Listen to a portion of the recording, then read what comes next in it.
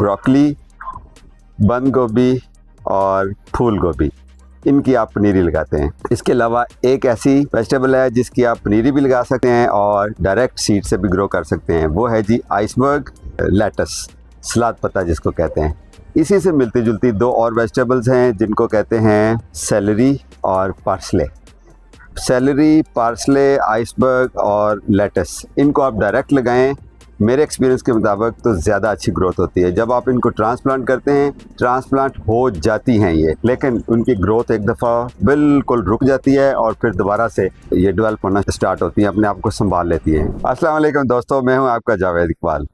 ये सवाल मेरे से बहुत ज़्यादा पूछा जा रहा है आजकल कमेंट्स के अंदर, मेरे यूट्यूब चैनल पे भी और ग्रीन गार्डन्स के ग्रुप में भी, कि कौन सी ऐसी सब्जियां हैं जिनकी पनीरी लगाई जाती है, और इससे ये भी पता चल जाएगा कि बाकी कौन सी ऐसी सब्जियां हैं जिनकी पनीरी नहीं लगाई जाती। ओके, पेंसिल उठाइए, नोट कीजिए।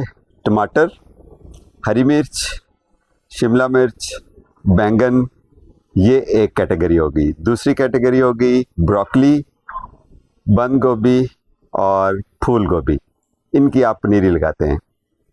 इसके अलावा एक ऐसी वेजिटेबल है जिसकी आप पनीरी भी लगा सकते हैं और डायरेक्ट सीड से भी ग्रो कर सकते हैं, वो है जी आइसबर्ग और लेटस, सलाद पत्ता जिसको कहते हैं। इसी से मिलती जुलती दो और वेजिटेबल्स हैं जिनको कहते हैं सेलरी और पार्सले। सेलरी, पार्सले, आइसबर्ग और लेटस, इनको आप डायरेक्ट लगाएं, मेरे एक्सपीरियंस के मुताबिक तो ज़्यादा अच्छी ग्रोथ होती है। जब आप इनको ट्रांसप्लांट करते हैं, ट्रांसप्लांट हो जाती हैं ये, लेकिन उनकी ग्रोथ एक दफ़ा बिल्कुल रुक जाती है और फिर दोबारा से ये डेवलप होना स्टार्ट होती हैं, अपने आप को संभाल लेती हैं। मैं भी आपको क्लोज़अप भी दिखाऊंगा। इसके अलावा गाजर, मूली, शलजम, पालक, मेथी, धनिया और इससे मिलती जुलती बीट रूट, ये सारी सब्जियां जो है इनकी आप पनीरी नहीं लगाते, इनको आप डायरेक्ट सीड से सो करते हैं। उम्मीद है आपको याद रहेगा। अभी मैं आपको क्लोज़अप दिखाता हूँ। हाँ, एक चीज़ रहेगी, आलू भी आप डायरेक्ट सो करते हैं, उसकी भी आप पनीरी नहीं लगाते। अभी मैं आपको क्लोज़अप दिखाता हूँ, आप भी इसी तरतीब को फॉलो करें।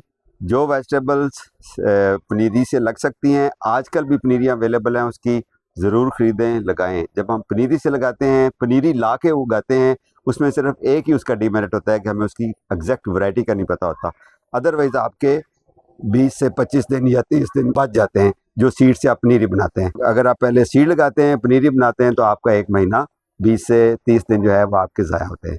ये देखें जी, ये हमने आइसबर्ग लगाया था पनीरी से, यानी कि पहले बीज से पनीरी बनी और फिर उसके बाद हमने इसमें, ये छोटा ग्रो बैग है 10 बाई 11 इंच का, और इसमें 5 पौधे हमने शिफ्ट किए थे, और ये वो है जो डायरेक्ट सीड से लगाए थे, और ये इसकी ग्रोथ ज़्यादा बेहतर चल रही है। ये जो ब्रोकली है, ये देखिए, ये हमने पनीरी शिफ्ट की थी। ये बड़ा ग्रो बैग है 24 बाई 12 इंच का, और इसके अंदर कोई 8-10 पौधे हैं। और ये वाले जो पौधे हैं ये ब्रोकली के हैं और सिंगल प्लांट है। ये 2 साइज़ के ग्रो बैग्स हैं, एक ये 8 बाई 8 इंच का छोटा है और उसमें कंपैरेटिवली पौधा छोटा है। दूसरा जो है ये 10 बाई 11 इंच का है। कई में हमने 2 का तजर्बा किया है और मोस्टली हमने सिंगल प्लांट इसके अंदर लगाया, और ये माशाल्लाह बहुत अच्छी इसकी ग्रोथ हो रही है।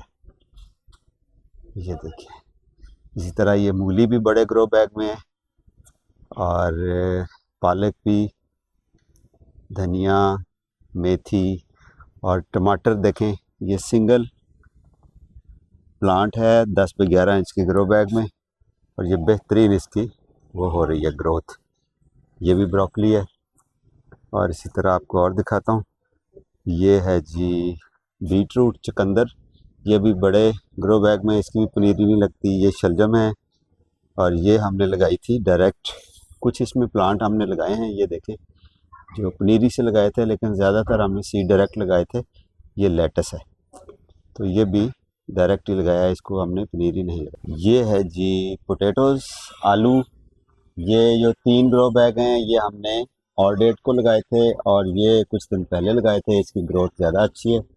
ये पोटैटोज़ के जो ग्रो बैग्स हैं 15 इंच बाई 13 इंच का, ये उसके अंदर लगे हुए हैं। खुश रहिए, अल्लाह पाक हमारे वतन को हरा भरा और खुशहाल रखे। Happy gardening.